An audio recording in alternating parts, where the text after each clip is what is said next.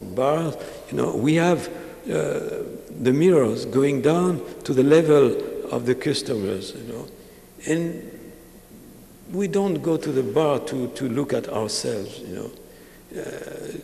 we are facing ourselves sufficient time in our life not to be bothered by ourselves when we go to the bar.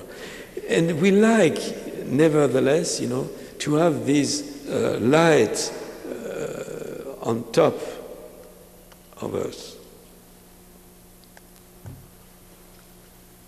And we recognize the same detail. So it's really the first time I enter in the Müller's house in Prague, which has been used by the communist regime as the center for formation of the leaders of the party. Say, well, the communists who added these kitsch lamps. No, it's not due to the communists. It's part of the textile origin of architecture according to the cladding, principle of cladding developed by Loos.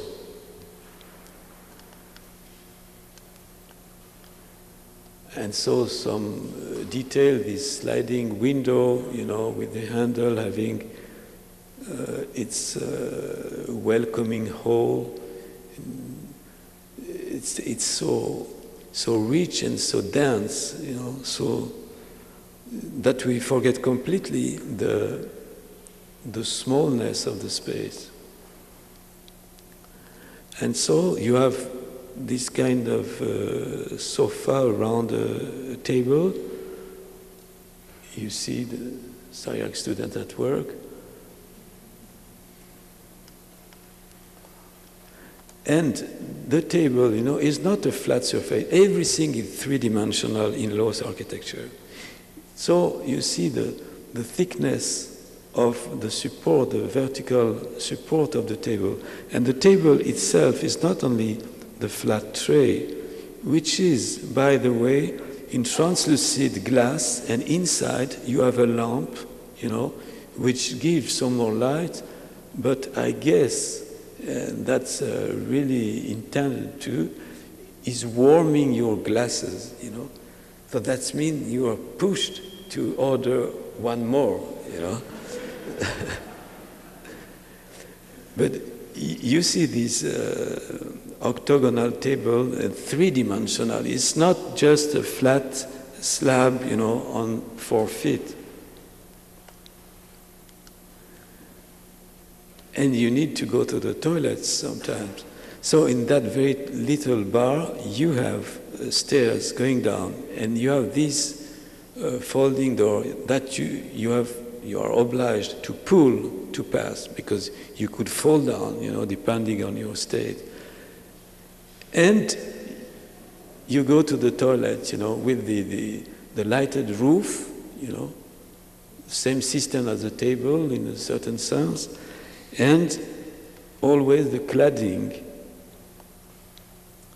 The cladding, in white marble of the steps themselves, but of the wall around. So you recognize the tightness of the Loos stairs. I mean, you are really conducted, by the space.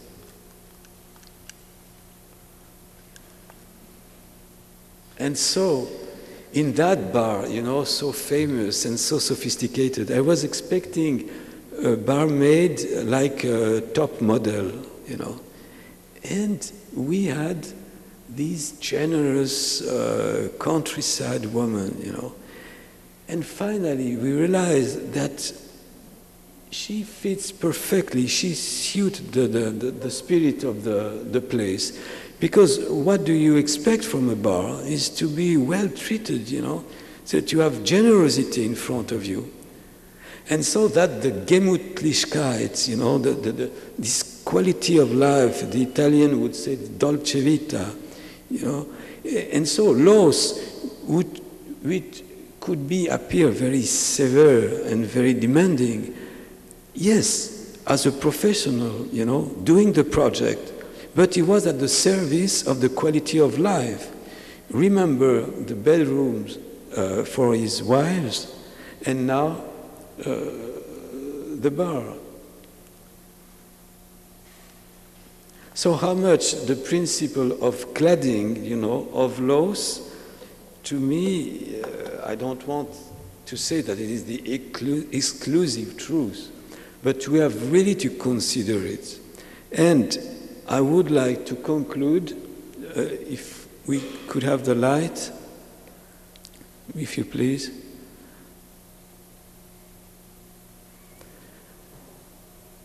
About the textile origin of architecture. So we know the Vitruvian and Abbot-Logier myths of the primitive hut, but there is another, I would say, emblematic form of the origin of architecture, and it is that.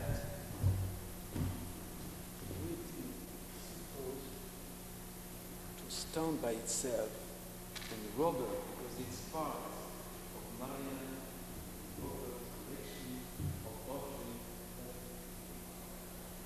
come from every part of the world.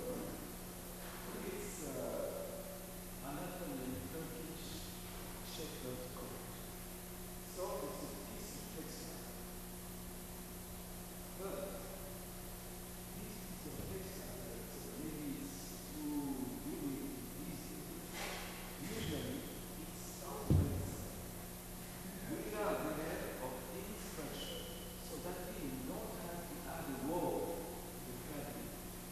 Not even the structure of the human body which is supposed to be served by that. And this is called kepenek in Turkish. K-E-P-E-N-E-K.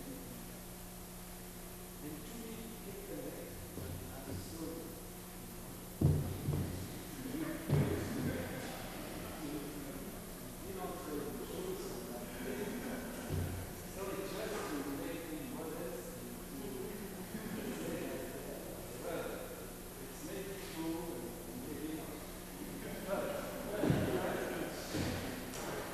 And so